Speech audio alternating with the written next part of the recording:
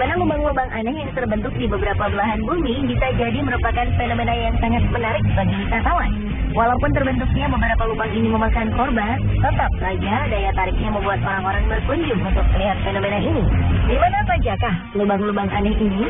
Bagaimana lubang-lubang misterius ini dapat terbentuk?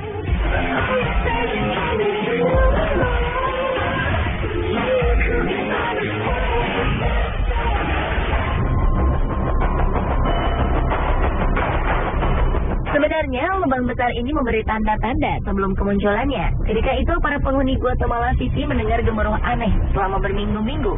Mereka merasa suara gemuruh ini berasal dari bawah tanah. Namun tidak ada yang menyangka jika itu merupakan sebuah peringatan bahwa tanah yang mereka tempati akan runtuh. Dan benar saja, pada akhir Februari 2007, tiba-tiba saja sebuah lubang besar terbentuk di tengah pemukiman. Tanah yang mereka tinggali ini lenyap seketika tertelan bumi. Rumah dan seluruh isinya beserta para penduduknya pun ikut tertelan ke dalam lubang yang sangat dalam. Hampir 1.000 orang harus dievakuasi dari lubang ini. Namun sayang, 5 orang akhirnya tewas karena luka serius.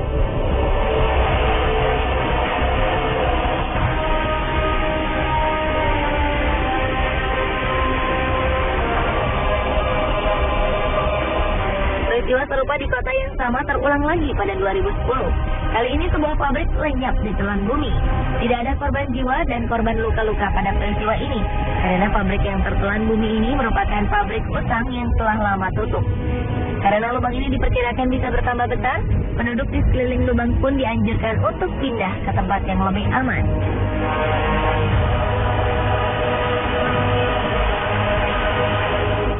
Di Berezhniki, sebuah kota di Rusia juga terancam dengan kehadiran sebuah lubang yang kabarnya semakin lama semakin bertambah besar. Lubang ini awalnya muncul pada 1986, dan setelah itu lubang ini terus bertambah dalam dan lebar setiap tahunnya tanpa bisa dihentikan. Berezhniki merupakan kota pemasok potas atau kalium karbonat terbesar di dunia. 10% dari kebutuhan kalium karbonat di dunia berasal dari kota ini.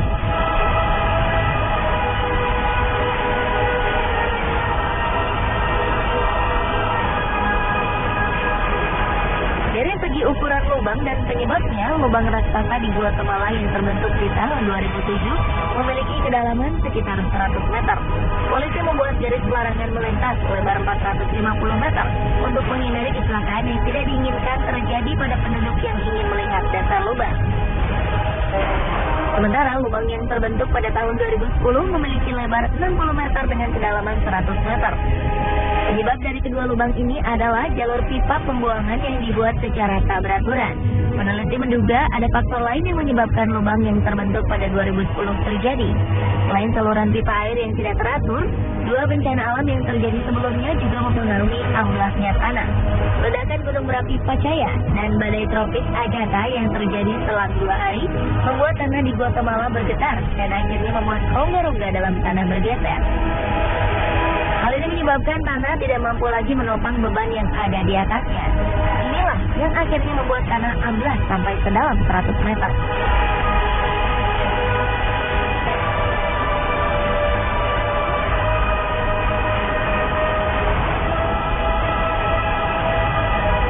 Berbeda dengan lubang di Guatemala, lubang di Berezhniki terjadi sedikit demi sedikit. Hal ini membuat para penduduk tak menyadari bahaya yang mengancam pemukiman mereka. Bahaya ini kemudian baru disadari pada 2006 saat peneliti mulai memperhatikan lubang ini. Ternyata kemunculan lubang ini terjadi karena tanah di sekitar lubang mengandung garam abu yang larut jika terkena air.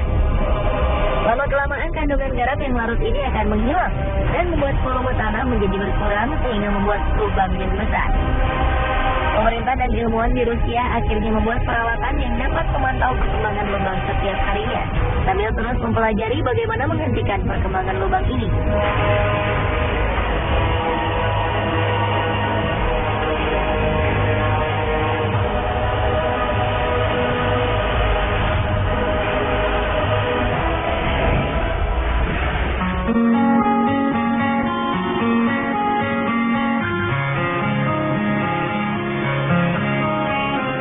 Jika kedua lubang sebelumnya terbentuk di tengah kota, dua lubang berikut ini berada di tengah laut.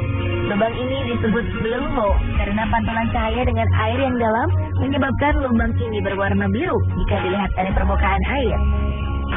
Orang juga kerap menyebut lubang ini sebagai gua vertikal. Dua blue hole yang sangat besar dan terkenal di dunia adalah The Great Blue Hole di Belize, Amerika Tengah, dan Deep Blue Hole di Bahamas.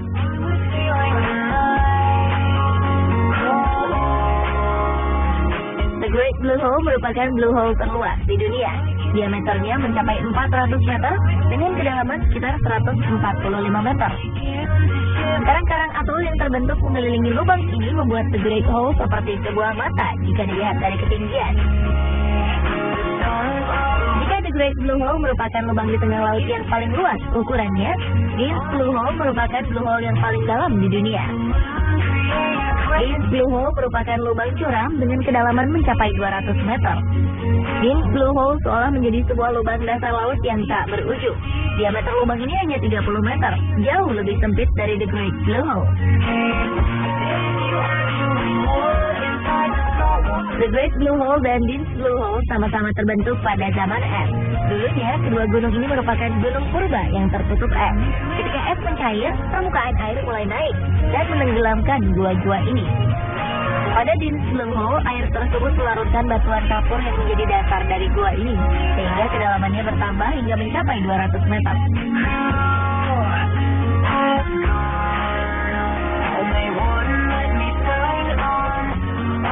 Walaupun sebuah lubang yang cukup dalam, bukan berarti kedua lubang ini tak berpenghuni.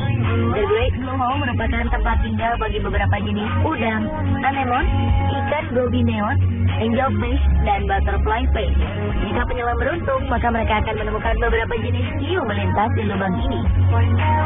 Sementara Deep Blue Hole menjadi tempat tinggal bagi mikroba-mikroba berukuran super kecil. Mereka hidup menempel pada dinding-dinding gua. Ikan-ikan cantik pun selalu mengisi lubang yang sedikit gelap ini.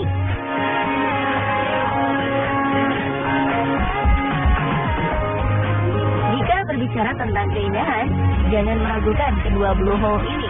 Keduanya memiliki keindahan alam baik di dalam lautnya maupun di permukaan sekeliling blue hole. Jika melihat The Great Blue Hole dari ketinggian, kita bisa melihat sebuah bola mata terbentang indah di lautan. Pada 1997, UNESCO menobatkan tempat ini sebagai salah satu situs warisan dunia. The Great Blue Hole juga menjadi salah satu titik paling diminati para penyelam profesional dunia.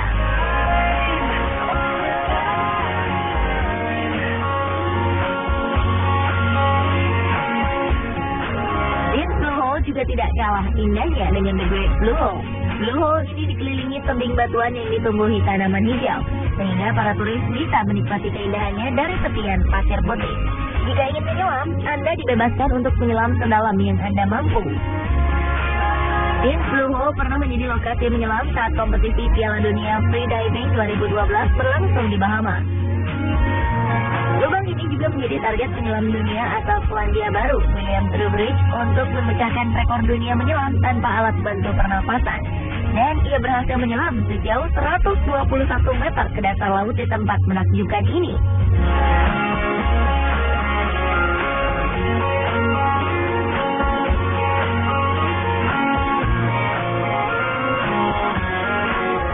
Dan pemirsa, inilah beberapa lubang unik yang sangat terkenal di dunia.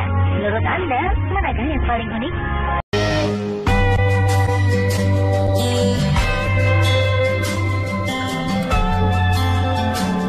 Pemirsa, masa kanak-kanak adalah yang paling bahagia bagi kita. Kita bisa bermain-main dengan bebas dan leluasa tanpa beban. Namun beberapa anak di Indonesia berikut ini tidak bisa merasakan hal-hal yang menyenangkan tersebut karena keadaan tertentu. Berikut 7 kisah haru anak-anak di Indonesia, Resti on the spot.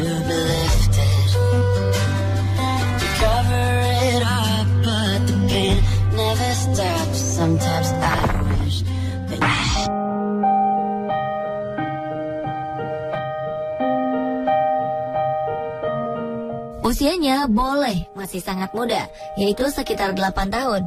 Tapi karena kondisi ekonomi yang sangat minim, Aisyah harus memikirkan kondisi ayahnya yang sedang sakit selama 2 tahun terakhir. Anak-anak di usia Aisyah seharusnya sudah duduk di bangku sekolah dasar. Namun Aisyah sama sekali tidak memikirkan hal itu.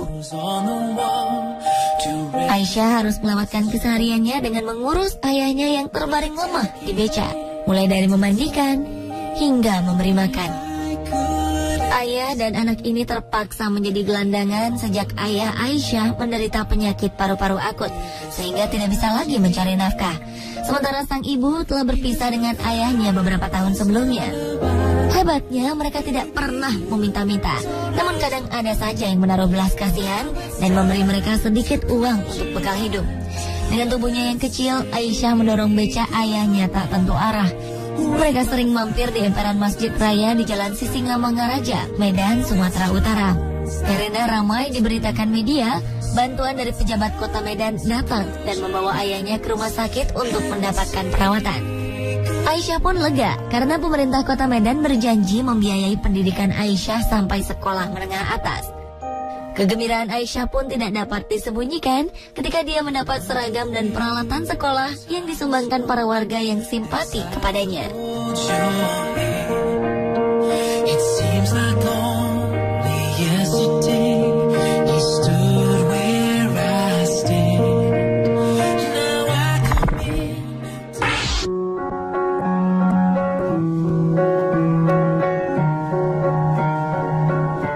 Selanjutnya, memiliki 7 saudara dengan keadaan ekonomi keluarga yang pas-pasan memaksa Sony untuk rela berhenti sekolah.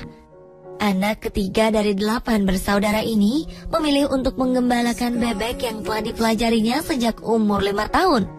Setiap pagi, Sony mengantarkan adik-adiknya berangkat ke sekolah.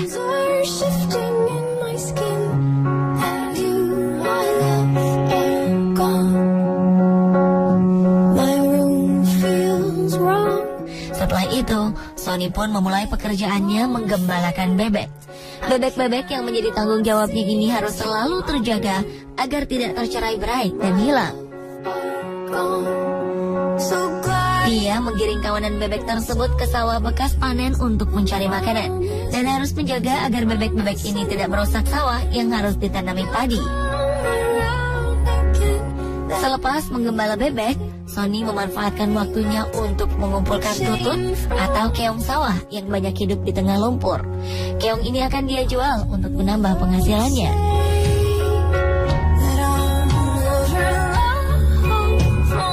Sadar akan kondisi ekonomi keluarganya yang serba kurang, Sony pun tidak pernah mengeluh. Sehabis bekerja, dia menyempatkan diri memijat-mijat ayahnya yang sudah sakit-sakitan. Selain Sony, kedua kakaknya pun sudah bekerja sebagai buruh pabrik. Namun penghasilan mereka tetap saja tidak cukup untuk memenuhi kebutuhan keluarga ini.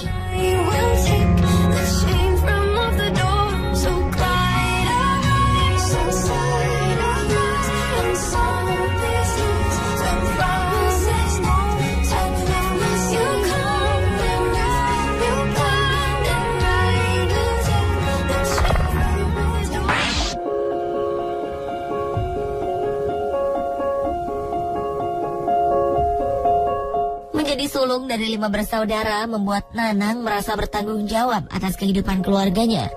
Ayah yang seharusnya menjadi kepala keluarga dan teladan baginya malah tidak pernah memberi nafkah. Tidak hanya itu, ibunya pun kerap menjadi korban kekerasan ayahnya. Keadaan inilah yang membuat Nanang bertekad menjaga ibu dan adik-adiknya dan membawa mereka keluar dari lingkaran kemiskinan. Setelah selesai memandikan adik-adiknya dan membantu ibu mengurus rumah, Nanang pergi mencari rebung di tepi hutan. Tidak mudah mendapatkan rebung-rebung itu. Nanang harus jeli memilih tunas rebung yang enak dimakan.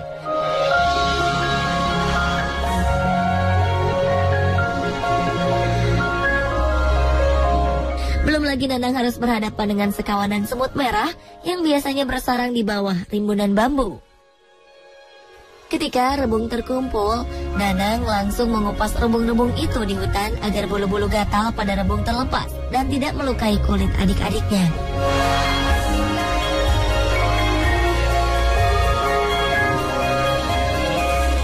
Di perjalanan pulang, Nanang menyempatkan diri mencari keong emas di tepi danau untuk menambah penghasilannya.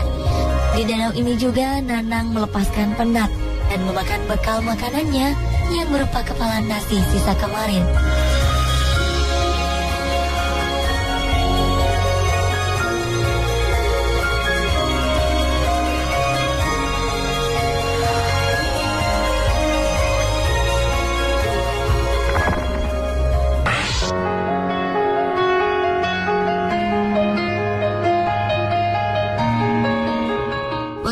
Uang bagi anak-anak biasanya dihabiskan untuk bermain dengan teman-temannya. Namun tidak bagi gadis kecil bernama Wina ini. Wina harus menjauhkan diri dari kesenangan itu. Himpitan ekonomi yang menimpa keluarganya memaksa Wina harus mencari uang tambahan agar tetap bisa bersekolah. Sepulang sekolah, Wina harus menyelesaikan semua pekerjaannya dan tugas sekolah sebelum malam tiba. Rumah gubuknya tidak memiliki listrik, dan mereka hanya memiliki sebuah lampu damar untuk menerangi rumahnya di malam hari. Seperti mengejar waktu, Wina mulai mengerjakan tugas sekolah, membereskan rumah, dan membuat sapu lidi hingga matahari terbenam. Selain itu, Wina juga harus berkeliling menjajakan sapu lidi yang harganya Rp3.000 dengan perut kosong. Uang yang terbatas membuat Wina dan keluarganya sering harus melalui hari tanpa mengisi perut dengan makanan yang cukup.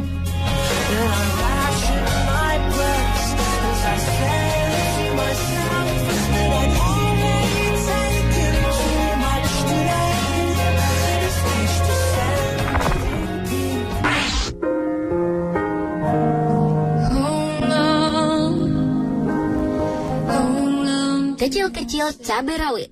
Ungkapan ini cocok untuk ketiga bersaudara ini. Kecil-kecil sudah menjadi tulang punggung keluarga. Setiap harinya, Sony, Lasma, dan Lasih pergi ke sawah yang berlumpur bukan untuk bermain seperti anak lainnya, melainkan mencari belut demi sesuap nasi di rumah. Sesuap nasi bukan hanya kiasan, tetapi ungkapan yang sebenarnya bagi keluarga mereka. Ayah yang sakit-sakitan di rumah membuat mereka harus membantu sang ibu bekerja mencari uang agar mereka bisa melanjutkan hidup. Berbekal air putih untuk menahan lapar dan cacing yang ditangkap dari kandang tetangga untuk umpan belut, Sony dan adik-adiknya berangkat ke sawah. Dengan instruksi dari Sony, Lasma dan Lasih pun langsung mencari sarang-sarang belut di tengah-tengah lumpur di sawah. Tangan-tangan kecil itu juga harus gesit menangkap belut-belut yang licin dan lincah itu. Selesai menangkap belut, Suni, sang kakak, menyempatkan diri mencari kayu buangan untuk bahan kerja ayah yang hanya bisa membuat sarang burung pesanan orang. Waktu bermain mereka memang terbuang dengan bekerja. Namun Suni, Lasma, dan Lasih tetap bahagia menjalani hidupnya.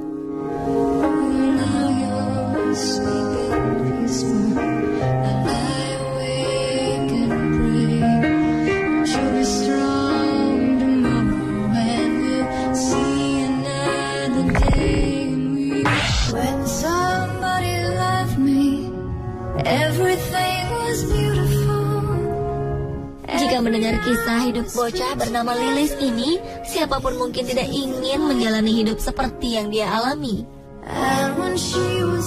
Namun Lilis dengan tabah dan tersenyum mengerjakan semua yang dia bisa kerjakan, termasuk ikut merawat ayahnya di rumah sakit. Lilis terlahir dengan tubuh normal dan sempurna. Namun di usianya yang baru menginjak 1 tahun, Lilis mengalami demam tinggi. Ketika itu juga, sang ibu harus berpulang ke Yang Maha Kuasa. Kurangnya biaya hidup membuat Lilis tidak bisa mendapat pengobatan yang bisa menyembuhkan demamnya. Lilis pun akhirnya sembuh dengan sendirinya. Namun dia menderita lumpuh dan bisu. Dengan keadaan seperti ini, Lilis hanya bisa bergantung kepada nenek yang merawatnya setiap hari. Sang ayah yang diharapkan berada di sampingnya pergi entah kemana. Keberadaan ayahnya baru diketahui ketika sang ayah tertembak polisi karena mencuri motor untuk biaya menikah lagi. Mendengar ayahnya terbaring di rumah sakit, Lilis yang tidak menyimpan dendam itu langsung menawarkan diri untuk ikut merawat ayahnya di rumah sakit. Dengan tersenyum, bocah berusia 7 tahun ini merawat ayahnya didampingi oleh neneknya. Lilis sangat senang ayah yang sudah lama ditunggunya akhirnya kembali ke sisinya.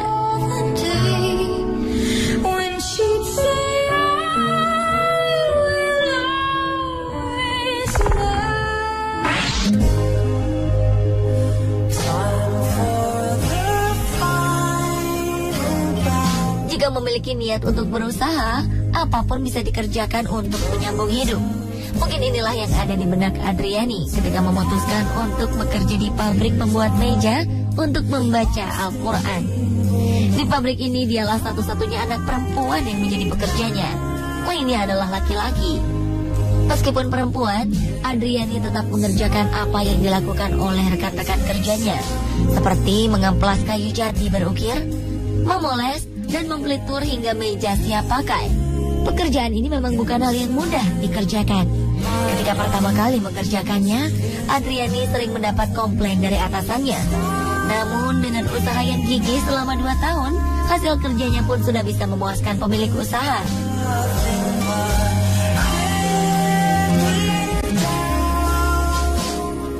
Adriani memang memiliki ayah dan ibu yang masih sehat dan kuat. Mereka juga masih bekerja. Sang ibu pembuat tempe gembus untuk dijual ke pasar, sementara sang ayah bekerja di pabrik pembuat tahu. Namun Adriani memiliki cita-cita untuk menjadi guru. Inilah yang membuat dia gigih bekerja agar bisa membantu orang tuanya membiayai sekolahnya dan sekolah kedua adiknya.